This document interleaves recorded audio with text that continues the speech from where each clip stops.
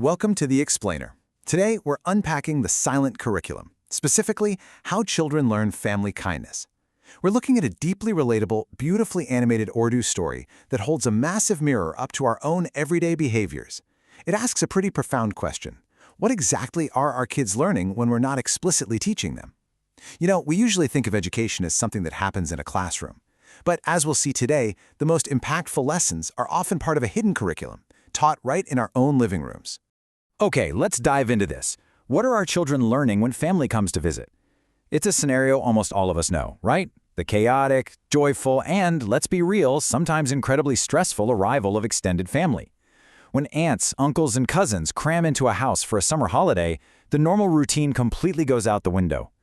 But amidst the mountains of luggage, the loud greetings, and the elaborate meals, there are little eyes watching everything.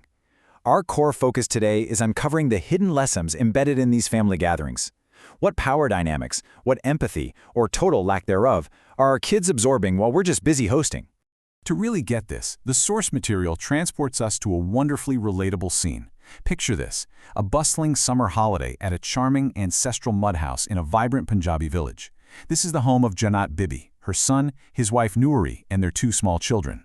The chaos kicks off when the summer holidays begin, and Janat Bibi's two daughters, Nazia and Nadia, announce they're coming to stay. And they are definitely not traveling light. They're arriving with their 8 children and heavy bags in tow. Suddenly, this quiet little household is about to burst at the seams, setting the stage for a classic collision of hospitality and, well, expectation.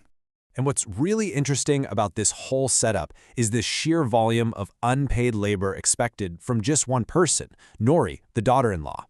Even before the guests show up, her baseline routine is just staggering. Step 1, she wakes up before the dawn prayer, Fajr. Step 2, she heads straight to the mud kitchen to knead dough. Step 3, she cooks breakfast, making parathas and tea for everyone. And Step 4, she's doing all of this while comforting her crying toddlers. She is literally soothing a crying child with one hand while stirring tea with the other, all while the rest of the family sleeps peacefully. But when the guests finally arrive, the contrast in the house becomes absolutely stark. It's literally split into two worlds. On side A, you've got the cool room. The visiting sisters and their kids are kicking back in front of an air cooler, they're relaxing, asking for cold lemonade and lassi, and feasting on chicken kebabs and pulao. Then there's side B, the hot kitchen. Noori is trapped in there, sweating profusely in the summer heat, frantically cooking just to keep up with the endless demands. And it gets worse. Her own kids are standing right beside her in that sweltering kitchen, sweating right alongside her, totally ignored by the adults lounging in the cool room.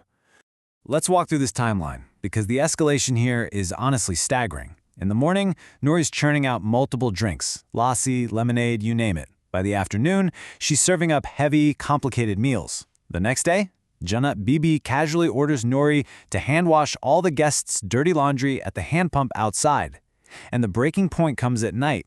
While Noori is busy cooking yet again, her 2-year-old gets beaten by a visiting cousin and ends up falling asleep on the floor by the kitchen door, just waiting for his mom. Her 6-month-old is screaming from a severe nappy rash. And in the middle of this absolute chaos, a sister-in-law strolls into the kitchen, not to help, no, but to demand that Noori whip up milkshakes for everybody. So the crucial point is, who is quietly watching this entire family dynamic unfold? The adults are completely oblivious, right? The visiting sisters feel totally entitled to the service, the mother-in-law feels entitled to order it, and poor Noori is just too exhausted to fight back. But the silent curriculum is in full session.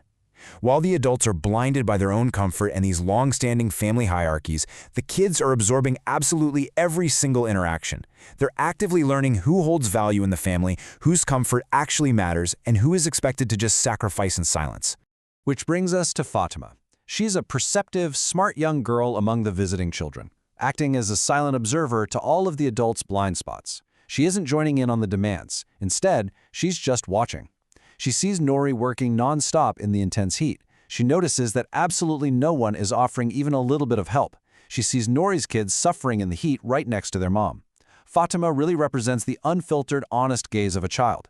She sees the raw reality of these power dynamics that the adults have totally normalized in their own heads. And eventually, Fatima decides she simply cannot stay silent anymore. She walks right into that comfortable, air-cooled room and delivers an intervention that completely stuns the adults. With tears in her eyes, she announces to her grandmother that they're leaving tomorrow. When they ask her why, she drops this powerful truth bomb. We didn't come to be a burden. Heat affects everyone. Mommy Nori is working alone.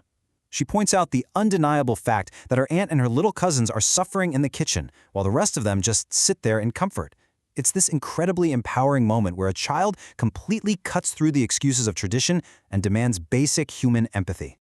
What she does next brilliantly illustrates what psychologists call the mirror technique, though Fatima just does it naturally. She turns directly to her mother, Nadia, and asks, "Mom, when Auntie visits our house, do you ever cook this much or serve like this?" I mean, it's a devastatingly logical question, isn't it? Fatima reflects her mother's own hypocrisy right back at her. She points out that back in their own home, her mom would never, ever tolerate this level of servitude or exhaustion.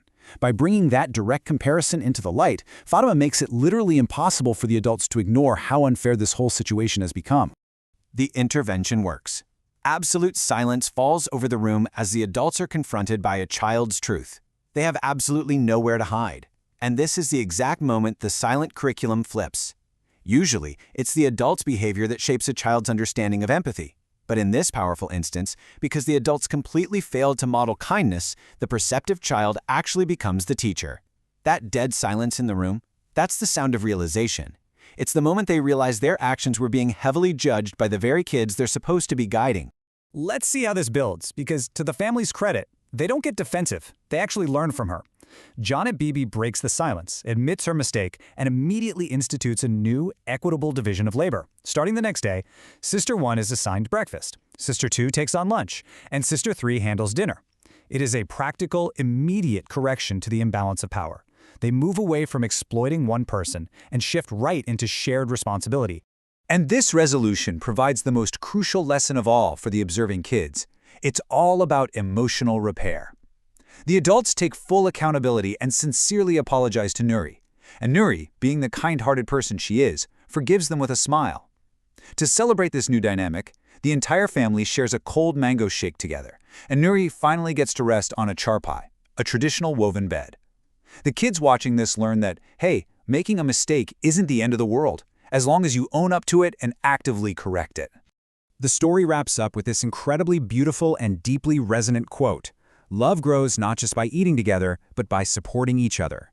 And honestly, that's a fantastic summary for this whole explainer. I think we often confuse the performance of family, the massive meals, the packed houses, the forced proximity, with actual genuine love. But as this story perfectly highlights, true family kindness isn't found in a massive feast that literally breaks the back of the person cooking it. It's found in shared burdens, mutual respect, and actively supporting one another every single day. Which brings us to our final thought. Are your everyday actions modeling the family kindness you want your children to inherit?